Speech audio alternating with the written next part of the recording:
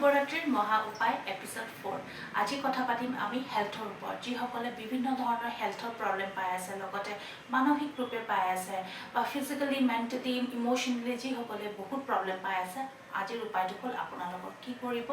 11টা হালধিৰ গাঁঠ ল'ব গোটা হালধি যেটা আপোনালোকে মাৰ্কেটত কিনিব পায় কেঁচাও হ'ব পাৰে বা শুকানো হ'ব পাৰে জাস্ট গোটা হ'ব লাগে লগতে আপোনালোকে এমুঠি কোলা তিল আৰু এমুঠি কোলা জালুক গোটা কোলা জালুক ল'ব এখন কলা কাপোৰত বান্ধি ল'ব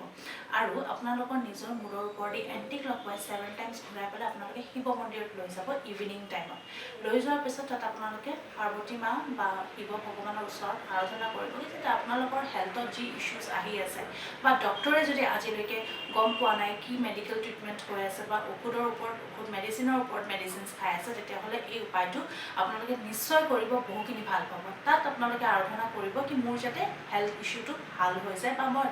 আসল ৰাস্তা দেখা পাওঁ বা সঠিক ৰাস্তাটো মই যাতে দেখা পাওঁ আৰু মই যাব পাৰোঁ বা মোৰ ৰাইট ট্ৰিটমেণ্ট হৈ যায় তেনেকৈ আপোনালোকে তাতে অকণমান টাইম ধূপ চাকি দি পেলাই ভগৱানৰ ওচৰত ৰাখিব তাৰপিছত সেই টোপোলাটো পাৰে যদি কাৰোবাক দান দি দিব বহুসকলে কি হয় দানটো নলয় তেতিয়াহ'লে আপোনালোকে কি কৰিব যিকোনো আহত গছৰ ওচৰত তলত থৈ আহিব সেইটো টোপোলা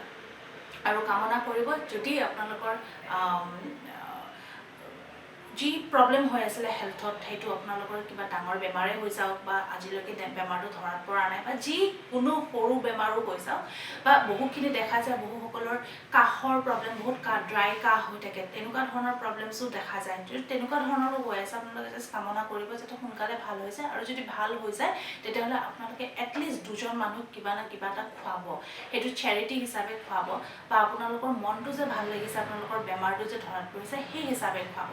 এই উপায়টোৰ পৰা আপোনালোকৰ বহুখিনি হেলথত যিকোনো ইস্যুজ আহি আছিলে কাৰোবাৰ